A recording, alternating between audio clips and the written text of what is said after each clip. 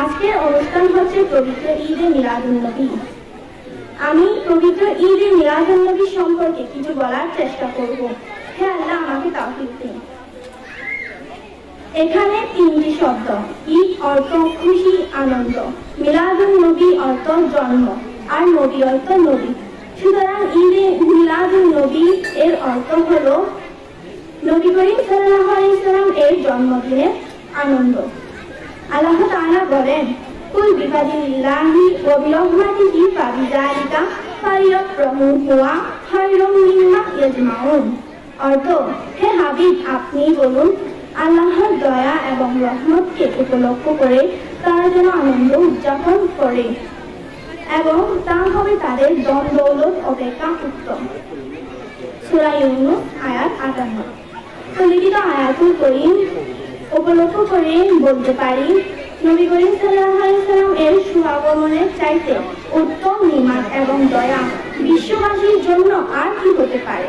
সুতরাং তার শুভাগমনের দিন তথা মিলাদুন্নবী উপলক্ষ করে ঈদ উদযাপন করা প্রত্যেক মুসলমানের নৈতিক ও দ্বীনি কর্তব্য। এখানেই আমি আমার সংক্ষিপ্ত বক্তব্য শেষ করছি। আসসালামু আলাইকুম ওয়া রাহমাতুল্লাহি ওয়া বারাকাতুহু। আমি আজকে এখানে উপস্থিত হয়েছি ঈদে মিলাদুন্নবী উপলক্ষে কিছু উল্লেখ করার জন্য। মিলাদ শরীফ অর্থ হযরত রাসূল আকরাম সাল্লাল্লাহু আলাইহি সাল্লামের জন্মোৎসব উদযাপন। মোট কথা, মিলাদ শব্দটি জন্মকাল বা জন্মদিন ব্যতীত অন্য কোনো অর্থে ব্যবহৃত হয় না। সুতরাং মিলাদুন্নবী অর্থ হলো নবী সাল্লাল্লাহু আলাইহি সাল্লামের জন্মদিন বা জন্মকাল। ইসলামের পরিভাষায় একমাত্র আমাদের প্রিয় নবী মুহাম্মদ রাসূলুল্লাহ সাল্লাল্লাহু আলাইহি সাল্লামের জন্ম সংক্রান্ত কাহিনী ও তদসম্বলিত ঘটনাবলী আলোচনা করা এবং এই অনুষ্ঠানকে মিলাদুন্নবী বলে অভিহিত করা হয়ে থাকে। মিলাদ শরীফের মূল ভিত্তি হলো পবিত্র কোরআন ও সুন্নাহ। কালামে পাকের মধ্যে এই প্রসঙ্গে বহু আয়াতে কারিমা রয়েছে, যেখানে নবী সাল্লাল্লাহু আলাইহি ওয়াসাল্লামের পৃথিবীতে আগমনের বার্তা অর্থাৎ মিলাদ শরীফের আলোচনা করা হয়েছে। এ প্রসঙ্গে আল্লাহ তাআলা বলেছেন, কদ জাআকুম মিনাল্লাহি নূরুন, অর্থাৎ নিশ্চয় তোমাদের নিকট মহান আল্লাহ তাআলার পক্ষ হতে মহা সম্মানিত নূর এসেছেন। এখানে নূর দ্বারা নবী সাল্লাল্লাহু আলাইহি ওয়াসাল্লামকে বোঝানো হয়েছে।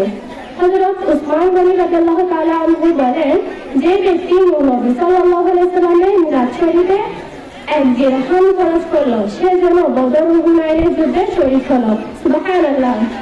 অন্যদিকে হাদিসে পাকে এসেছে, قال عمر رضي الله تعالى عنه من عظم مولد النبي صلى الله عليه وسلم فقد عرف الإسلام। অর্থাৎ হযরত ওমর রাদিয়াল্লাহু তাআলা আনহু বলেন, যে ব্যক্তি নবী পাক সাল্লাল্লাহু আলাইহি ওয়াসাল্লামের মিলাদ শরীফের সম্মান করলো, নিশ্চয় সে ইসলামকে জিন্দা করলো। সুবহানাল্লাহ। হযরত উরওয়া রাদিয়াল্লাহু তাআলা আনহু বলেন, সুয়াইবা আবু লাহাবের বাদী ছিলেন। আবু লাহাব হুজুর সাল্লাল্লাহু আলাইহি ওয়াসাল্লামের মিলাদ শরীফের খুশিতে তার বাদীকে আজাদ করে দিয়েছিল। তিনি আল্লাহর হাবিবকে দুধ পান করিয়েছিলেন। আবু লাহাবের মৃত্যুর ১ বছর পর হযরত আব্বাস স্বপ্নে দেখেছিলেন যে তার অবস্থা খুব শোচনীয়। তিনি তাকে জিজ্ঞাসা করলেন, মৃত্যুর পর তোমার অবস্থা কেমন? আবু লাহাব উত্তরে বলল, আপনাদের নিকট থেকে আসার পর আমি কোনো শান্তি পাইনি। শুধুমাত্র আমি যে আল্লাহর হাবিবের জন্মসংবাদ বা মিলাদ শরীফের খুশিতে সুয়াইবাকে তর্জন ও মধ্যম আঙ্গুলি দ্বারা ইশারা দিয়ে আজাদ করে দিয়েছিলাম, সেই কারণে প্রতি সোমবারে আঙ্গুলিদ্বয়ের অভ্যন্তরে কিছু পানি জমে থাকে। আমি পানি চুষে প্রতি সোমবারে আজাদ নিরসন করে থাকি। সুতরাং নবী সাল্লাল্লাহু আলাইহি ওয়াসাল্লামের মিলাদ শরীফ হওয়াতে খালিক ও মাখলুকের মধ্যে যে পার্থক্য তা সুস্পষ্টভাবে প্রমাণিত হয় এবং ইমানদারদের ইমান মজবুত হয়। এ কারণে মিলাদ শরীফ পাঠ করা সর্বোত্তম নফলবন্দি। এবার আমার সংক্ষিপ্ত বক্তব্য এখানে শেষ করলাম। আসসালামু আলাইকুম ওয়া রাহমাতুল্লাহি ওয়া বারাকাতুহু।